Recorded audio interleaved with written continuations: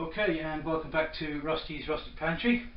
Today we're going to be looking at making black pudding. This is probably one of the messiest things you could ever try and do. I'm making no guarantees as to it's going right. So it's a little bit hit and miss. I haven't really done this before. So we're going to start off first of all with this pan here. In here I've got 1.5 kilos of dried pig's blood and spices. Now, I'm going to keep that part of the recipe to myself. This is up to you if you try this, to do a bit of research and experiment yourself.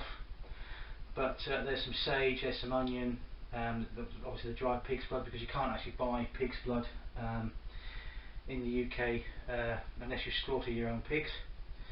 So it's dried pig's blood and a mixture of various herbs, spices, salt, pepper, that sort of thing. Now to this I'm going to add a litre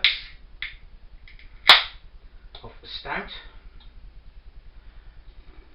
It doesn't have to be stout, you could use a real ale, you could use a lager I suppose really, but I fancy having to go with this with a nice dark stout, so that's 500 mils.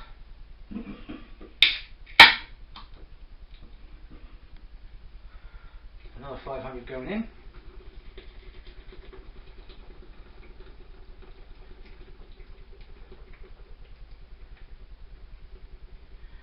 Some of you thinking, oh God, what a waste.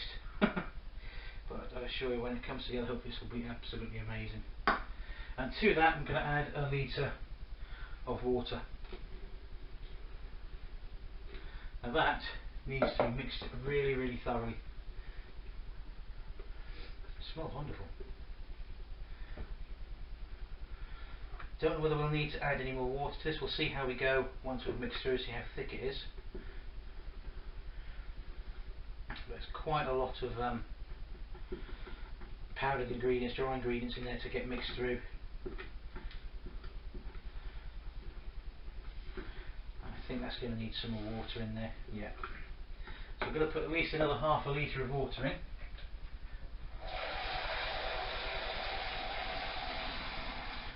So that's 1.5 litres of water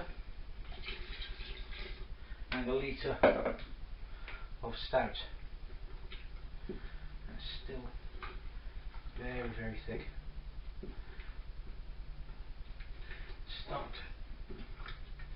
Starting to mix. You really do need to mix this out so it's a nice smooth consistency. Rid of the lumps.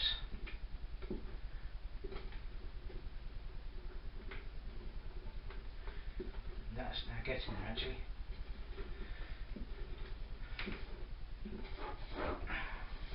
I'll still find some bits in the very bottom of the pan.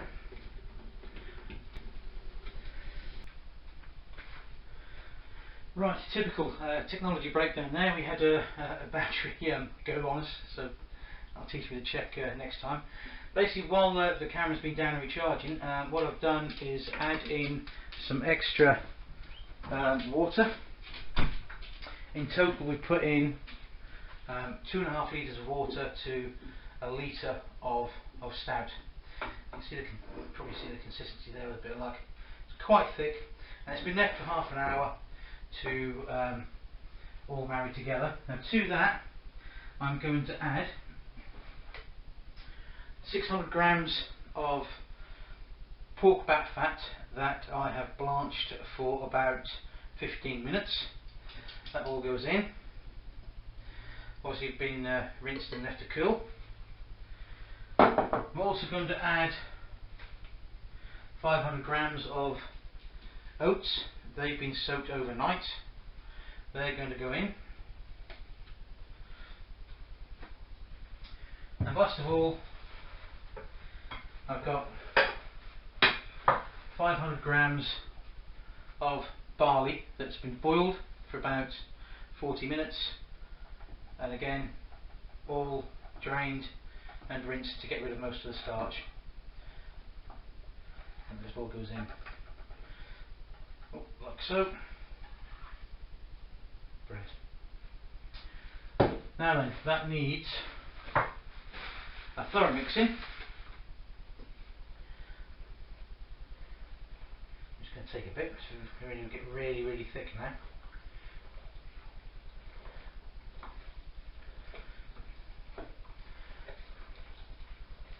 This smells wonderful.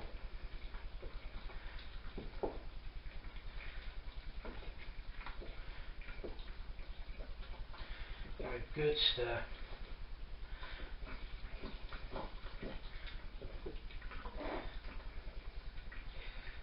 You need to make sure that everything, all the ingredients are well distributed throughout the mix,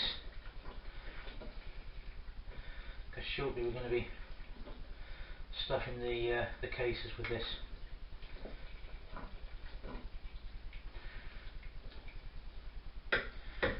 Right, that seems pretty well mixed. Again, see if I can show you the consistency there. It's very thick now. Lovely mixed together. Again, leave that for about half an hour, just so all the flavours in there marry together.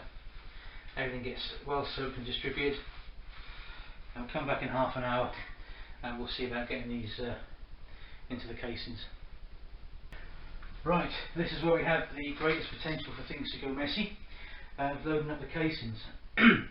These are the casings we're going to use that are purchased from the local butcher suppliers. They're the plastic type. I'm not going to be using the traditional hog casings this time. They're a lot smaller, a lot more fiddly, as I'm not really used to doing this. I want to try and make things as easy as I can. On here I've got some pieces of string ready tied to tie off the casings when I've filled them up, and I've improvised a funnel from the top of a plastic drinks bottle that's been washed. And I'm going to attempt to fill these now through this funnel by spooning some of the mixture in. So fingers crossed. We'll see what sort of result we get. You see, it's quite a thick mixture here now. So in that goes. A little bit of a push down. And it's going in. Oh wow! That's a good sign.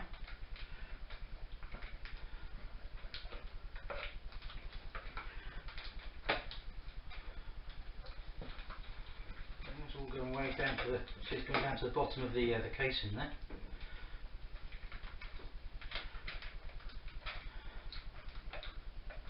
Also got loads of blue catering paper on hand.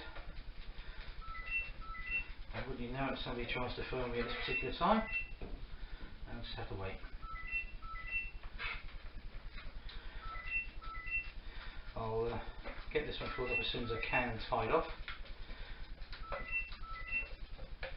As you can see, it's going into the casing quite easy.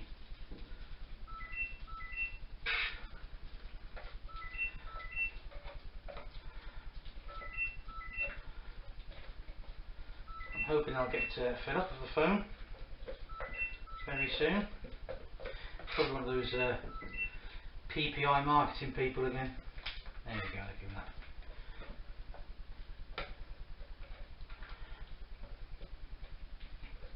I don't want to fill this all the way to the top because I need to leave myself quite a bit of room to tie off the top.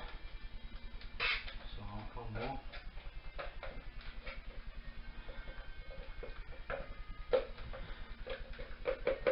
And that'll do.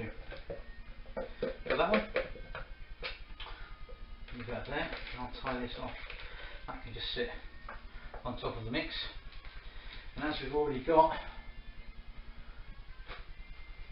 some tied, slip that over, slide it down to the top of the mixture. That's a kind done, so we'll try another.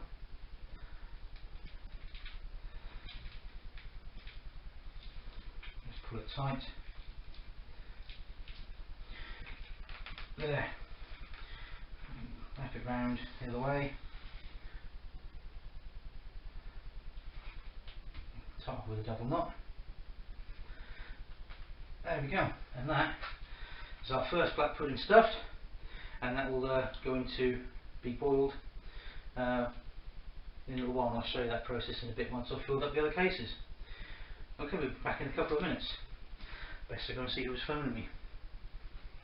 Okay, so we're getting to the point now where we're going to be boiling the puddings and getting to setting the skins.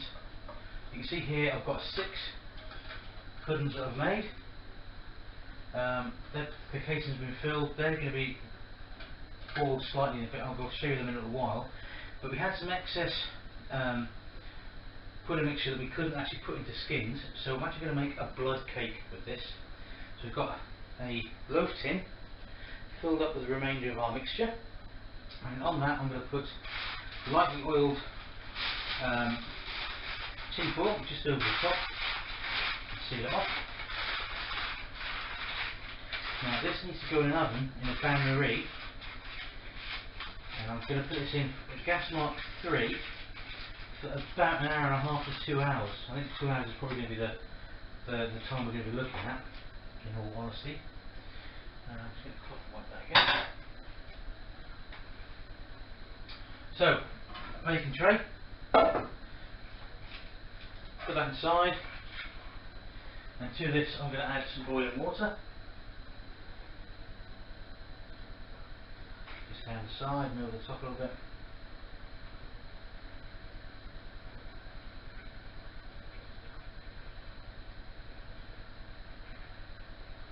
Up as far as we can go, without running the risk of getting any into the pudding itself. So this oven has been preheated to gas mark 3. That can now go in there.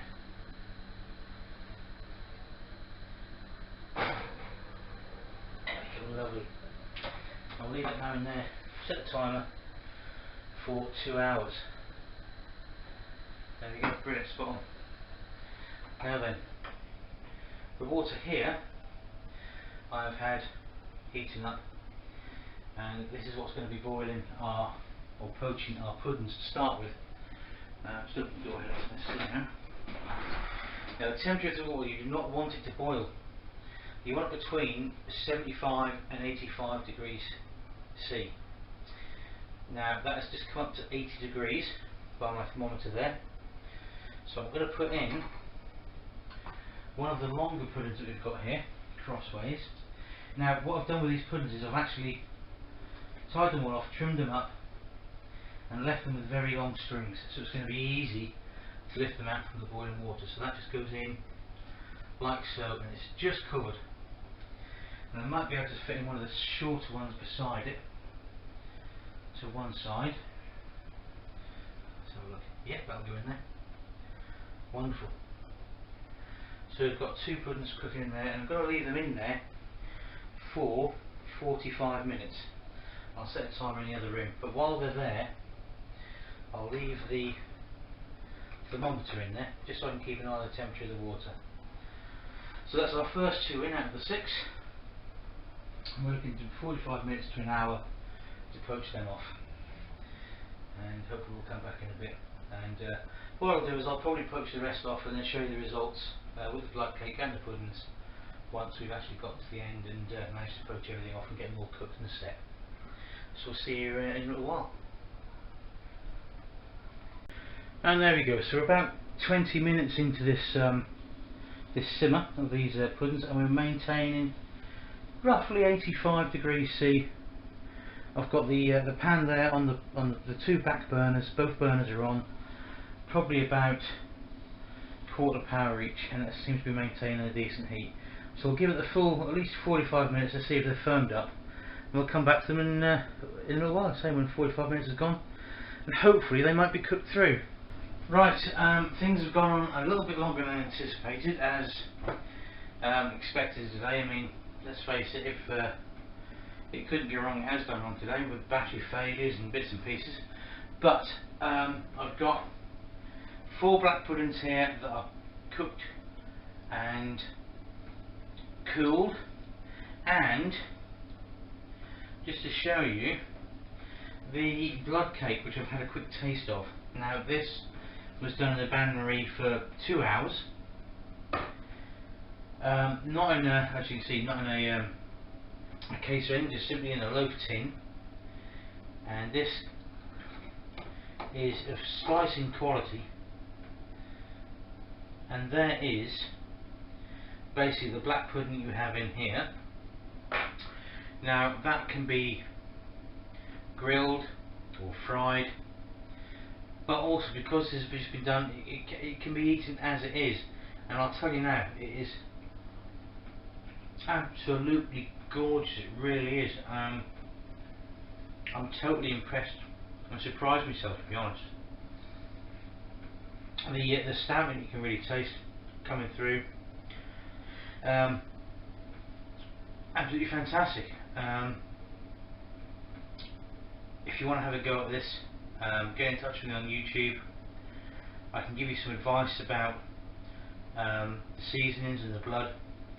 As I said earlier on, the recipe I use for the seasonings and the blood is something I've devised myself. I'm not going to give everybody my little secret, you know. everybody wants to keep something to themselves, but I mean, that really is good. There's 2 more of these cooling off. And once they're all absolutely cool, they'll go in the into the fridge. And I think I've already got people who want to take some of my black puddings away from me, which is you know, a bit sad for myself, but you know, they're all going to get used up and nothing will go to waste. And to be perfectly honest, the cost of making it was, for 6 of these black puddings, which are what, 17 inches, 18 inches long, 6 quid, 7 quid maybe. Then go in the freezer, and you've got black pudding there in your freezer whenever you want it. So have a go. Enjoy putting this stuff together like I have, and let me know how you get on. Any feedback through the YouTube channel is really appreciated. But between now and then, I'll say goodbye from Rusty's Rusty Pantry, and I'll see you next time we put together a video.